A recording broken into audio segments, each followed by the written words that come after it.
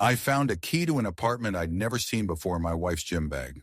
When I went to the address, I discovered she'd been living a double life for 2 years. But that's not even the craziest part of what I uncovered. Let me start from the beginning, because you need to understand how blind I was. My wife Hannah and I had been married for 7 years. Good marriage, or so I thought. She worked as a personal assistant for some wealthy businessman downtown. I ran my own consulting firm from home. We had a comfortable life, no kids yet, but we were planning for them. Everything seemed normal until that Tuesday afternoon. Hannah had asked me to grab her protein shaker from her gym bag because she forgot it before leaving for work. Simple request. I unzipped the bag, found the shaker, and that's when I saw it. A key. Not our house key, not her office key. This one had a tag with an address I didn't recognize. My first thought was, maybe it was a client's place or her boss's office. But something felt off. Why would she need a key to her boss's place in her gym bag? If you're into honest stories about relationships, trust, and betrayal, hit that follow button. You won't want to miss the next one. I should have asked her about it. A normal person would have just asked. But something in my gut told me not to. Instead, I took a photo of the address and put the key back exactly where I found it. The address was for an apartment building 15 minutes from our house. Upscale place, the kind with a doorman and a rooftop pool. I waited until Hannah left for work the next morning. Then I drove to the address. My hands were shaking as I parked across the street. I didn't know what I was looking for, but I knew I had to see. I sat there for an hour. Nothing. Just people coming and going, living their normal lives. Then I saw her. Hannah walked out of the building at 10:30 a.m., not in her work clothes. In casual jeans and a sweater, carrying a coffee, looking completely relaxed. She wasn't supposed to be there. She was supposed to be at work. My heart started pounding. I ducked down in my seat as she walked past my car, so close I could have reached out and touched her. She didn't see me. She was too busy smiling at her phone. She got into her car and drove away. I waited 5 minutes, then walked into the building. The doorman stopped me immediately. "Can I help you, sir?" "I'm here to see my wife," I said, keeping my voice steady. "Hannah Mitchell. She just left, but I think she forgot something." He looked confused. "Unit number?" I don't remember. We just moved in." I was gambling now, making it up as I went. He checked his computer. "I don't have a Hannah Mitchell registered here." My stomach dropped. "Maybe it's under her maiden name. Hannah Brooks?" He scrolled. "No Brooks either." I was about to leave when I had one more idea. Wait, she might have registered under her work name. Hannah Peterson? I just threw out a random last name, not expecting anything. His face changed. "Oh yes, Unit 847, but she just left." "I know. I'll just wait inside if that's okay. I have a key." He nodded and let me through. My mind was racing as I took the elevator to the 8th floor. Hannah Peterson. She was using a different name. Why would she need a different name? I found Unit 847 and stood outside the door for a full minute before using the key. My hands were shaking so badly I could barely get it in the lock. The door opened. The apartment was fully furnished. Lived in. There were photos on the walls. Photos of Hannah with a man I'd never seen before. In some of them, she was wearing a wedding ring, not the one I gave her. A different one. I walked through the apartment in a daze. The bedroom had clothes in the closet, her clothes and his clothes. The bathroom had 2 toothbrushes. The kitchen had groceries, meal plans on the fridge with both their names. Hannah David's meal plan. She was living here. Actually living here like this was her real home. I pulled out my phone and started taking photos of everything. The pictures on the walls. The wedding ring on the nightstand. The mail on the counter addressed to Hannah Peterson and David Peterson. Peterson. She had taken his last name. Then I found the documents. In a drawer in the home office, I found a marriage certificate. Hannah Brooks married to David Peterson. Dated 3 years ago. 3 years ago. We'd been married for 7 years, which meant my wife was married to someone else. She had another husband. She was living a completely separate life with this man, and I had no idea. I sat down on their couch, her other couch, trying to process what I was seeing. This wasn't just an affair. This was a whole other existence. My phone buzzed. A text from Hannah. "Hey babe, running late at work today. Don't wait up for dinner. Love you." I stared at the message. Which life was she lying to? This one or mine? I spent another hour in that apartment, documenting everything. Bank statements showing joint accounts I'd never heard of. Utility bills in both their names. Vacation photos from trips she'd supposedly taken for work conferences. Then I found something that made my blood run cold. A folder labeled Trust Fund Access. I opened it. David Peterson was a financial advisor. According to these documents, Hannah had convinced me 2 years ago to set up a trust fund for our future children. I remembered that conversation. She'd been so sweet about it, talking about securing our family's future. I'd transferred $200,000 into that trust, except the trust didn't exist, at least not the way I thought it did. According to these documents, David had helped Hannah set up a fraudulent trust that actually funneled the money into accounts she controlled with him. They'd been systematically draining it, using my money to fund this second life. The apartment, the furniture, the vacations. I'd paid for all of it without knowing. I took photos of every single page. Then I heard keys in the door. I froze. Someone was coming in. I quickly shoved the documents back in the drawer and looked around frantically for somewhere to hide. The door opened. "I'm telling you, he has no idea," a man's voice said. "David." "I know, but we need to be more careful," Hannah's voice replied. "He's been asking questions about our finances." I was pressed against the wall in the bedroom closet, barely breathing. "Let him ask," David said. "By the time he figures anything out, we'll have drained the rest and be long gone." "How much more do we need?"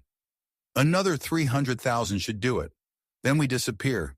New identities, new country. Leave both our old lives behind." "What about your wife?" Hannah asked. My brain stuttered. "His wife," David laughed. "Sarah, she's as clueless as your husband. I've got her convinced I'm traveling for work half the time. Neither of them will see it coming." I felt like I'd been punched in the stomach. This man was married too. Both of them were living triple lives. "I almost feel bad," Hannah said, but she was laughing. "He's so trusting. Sometimes I think about just taking everything now and running." "Patience," David said. "We stick to the plan. Another 6 months, maybe less. Then we're free." They stayed for about 20 minutes. I heard them moving around, heard them in the bedroom doing things I don't want to remember. Then they left. I waited 10 minutes after the door closed before I came out of the closet. My legs were shaking. My whole body was shaking. I grabbed every document I could find, took more photos, and left that apartment knowing my life would never be the same. But I wasn't going to confront them. Not yet. If they wanted to play a long game, I could play one too. And mine would end very differently than they planned. I drove straight to the best lawyer I could find. Not just any divorce attorney. I needed someone who specialized in fraud cases. Her name was Patricia Morgan, and when I showed her everything I'd found, her eyes went wide. "This isn't just infidelity," she said, spreading the documents across her desk. "This is wire fraud, identity theft, potentially RICO violations. These two have committed multiple felonies." "Can we use this in divorce proceedings?" I asked. She smiled. "We can do better than that. We can press criminal charges. But first we need to build an airtight case." Over the next week, I became someone I didn't recognize. Every morning, Hannah would kiss me goodbye and leave for work. I'd smile, tell her I loved her, and the moment she was gone, I'd start my real day. I hired a private investigator to follow her. I installed tracking software on her car. I monitored every financial transaction. I documented every lie. The investigator, a guy named Marcus, delivered his first report 3 days later. "Your wife spends Monday, Wednesday, and Friday at the apartment with David Peterson," he said. "Tuesday and Thursday she actually goes to her job. Weekends she alternates. Some with you, some with him. She's told Peterson that she works weekends sometimes." "And Peterson?" "He's married to a woman named Sarah Peterson. 2 kids. Sarah thinks he travels for work constantly.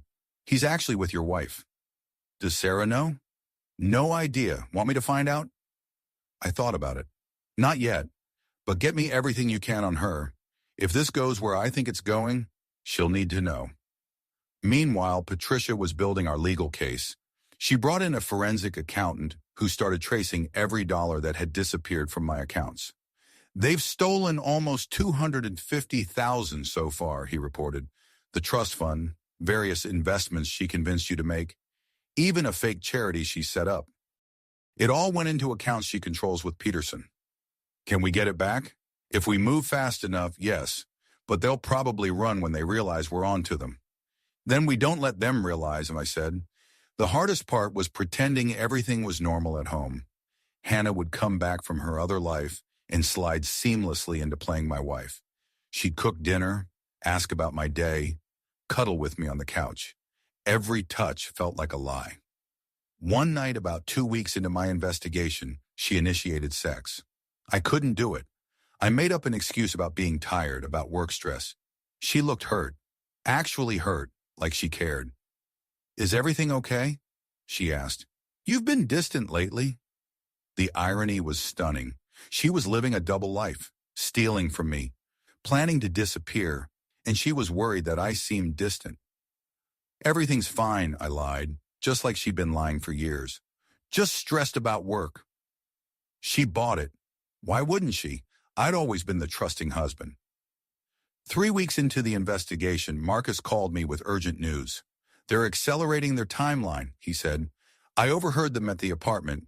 They're planning to disappear next month, not in 6 months. Why the change? Peterson's wife is getting suspicious. Apparently she hired someone to follow him, and he noticed. They're spooked. I needed to move faster. I called Patricia. We need to act now.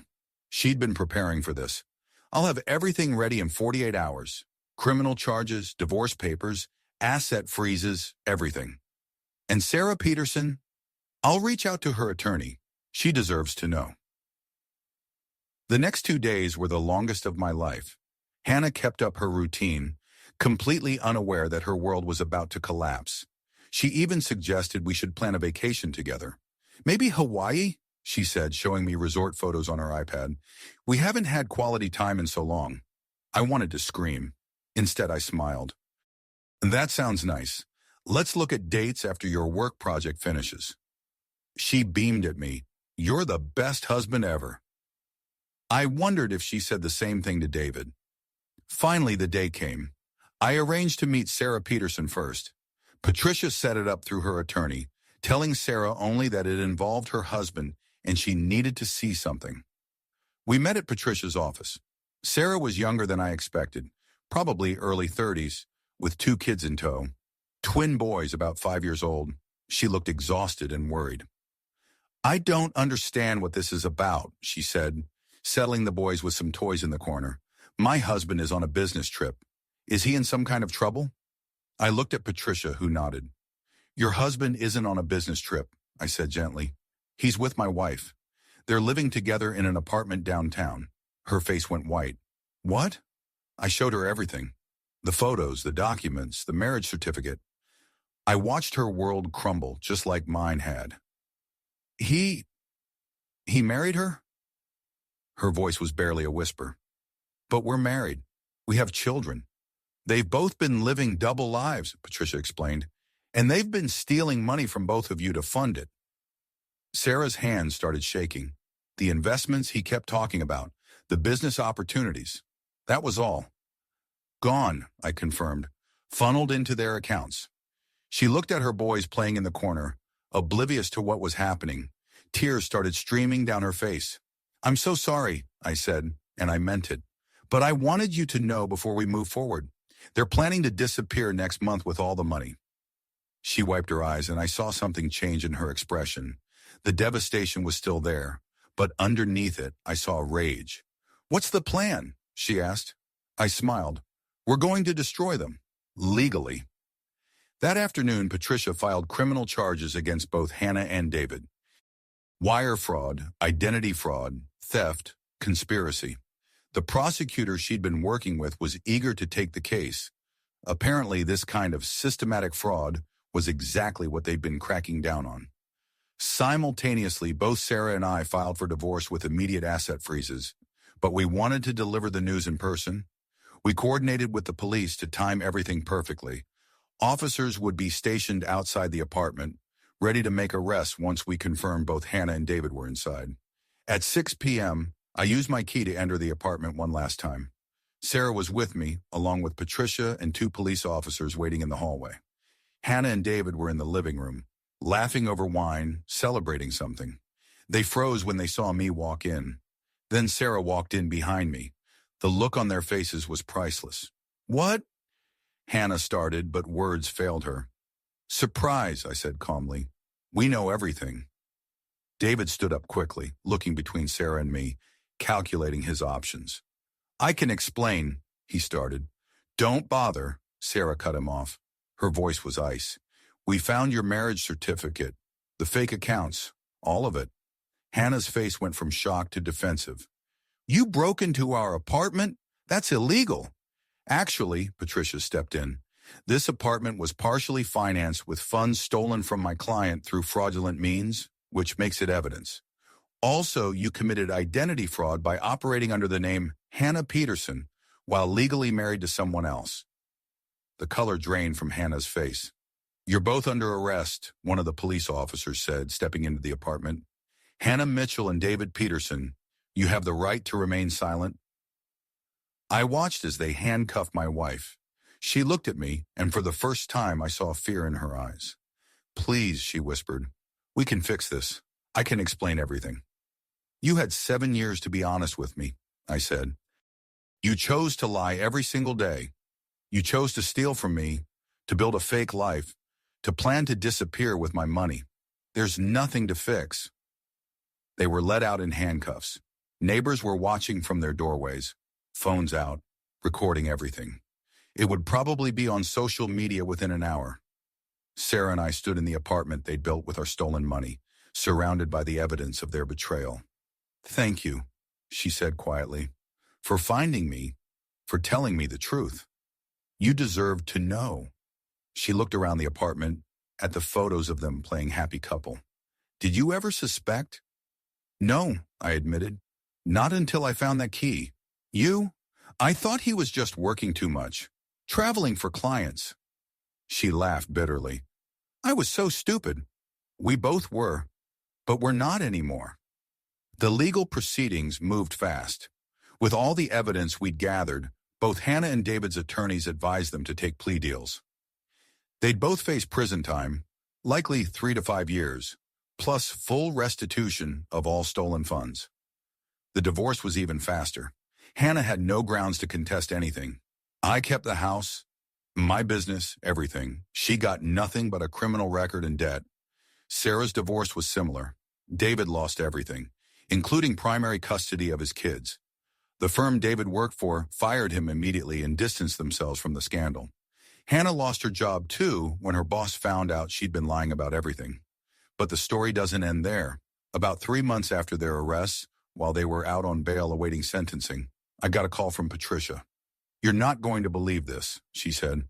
"What?" "Hannah and David are suing each other."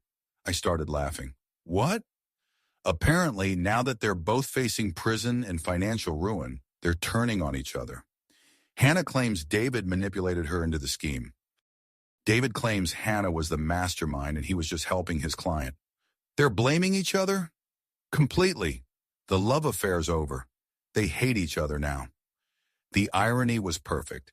They destroyed 2 marriages, stolen hundreds of thousands of dollars, and ruined multiple lives, including their own. And now, facing the consequences, the great love story they'd built fell apart instantly. I heard later that they couldn't even be in the same courtroom without their attorneys intervening. Sarah and I stayed in touch through all of it. Not romantically. We were both too damaged for that. But as friends who understood what the other had been through. One day, about 6 months after everything blew up, we met for coffee. "I got the final restitution payment," she said. "David's family liquidated some assets to pay me back. I actually ended up with more than he stole." "Same here," I said. Plus, Hannah's family paid damages to avoid me pursuing additional civil charges. What are you going to do with it? I'd been thinking about that a lot.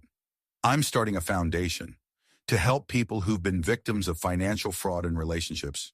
Free legal services, resources, support groups. She smiled. That's actually beautiful. I'm in. Let me help. And that's what we did. We took the money our spouses had stolen and used it to help other people who'd been betrayed the same way. Hannah and David both got sentenced to 4 years in prison. They served their time in different facilities. I heard David got out early for good behavior. Hannah did her full sentence. I never saw either of them again. 5 years later, I was at the foundation's annual gala. Sarah was there too, helping coordinate the event. We'd built something real and meaningful from the ashes of our broken marriages. A woman approached me, someone I didn't recognize. I just wanted to say thank you, she said. Your foundation helped me leave my husband after I discovered he'd been stealing from me for years. I didn't think I'd have the resources to fight back, but you gave me the tools to rebuild my life. These moments made everything worth it.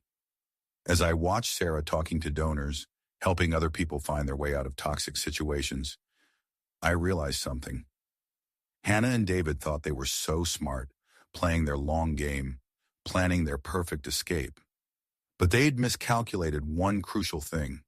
They thought we were weak. They thought we'd never fight back. They were wrong. The key I found in that gym bag didn't just unlock an apartment. It unlocked the truth, and the truth set me free. Not free to be with someone else. That would come later when I was ready, but free to be myself. Free from lies, from manipulation, from someone who saw me as nothing more than a means to an end. Hannah wanted a double life. She got it. Prison life and whatever came after. David wanted everything. He lost it all. Sarah and I wanted justice. We got that, plus something more valuable. Our dignity back. Sometimes the best revenge isn't dramatic. It's not screaming or breaking things or making a scene. Sometimes the best revenge is simply refusing to be a victim. It's taking the broken pieces and building something better. That's what we did. And 5 years later, standing in a room full of people we'd helped, people who'd found their strength again, I could honestly say I was grateful. Grateful for that key. Grateful for the truth, as painful as it was. Grateful for the chance to rebuild on solid ground instead of the quicksand of lies. My life didn't turn out the way I planned. It turned out better, because I learned the most important lesson of all. The life someone steals from you is never as good as the life you build for yourself. Our story has come to an end. If you've made it this far, subscribe to the channel. It helps us tell more stories like this. I've got 2 other videos picked out for you that I think you'll find just as gripping. Click on them and I'll see you in the next story. Until then, remember, trust your instincts, value yourself, and never let anyone make you feel small. See you soon.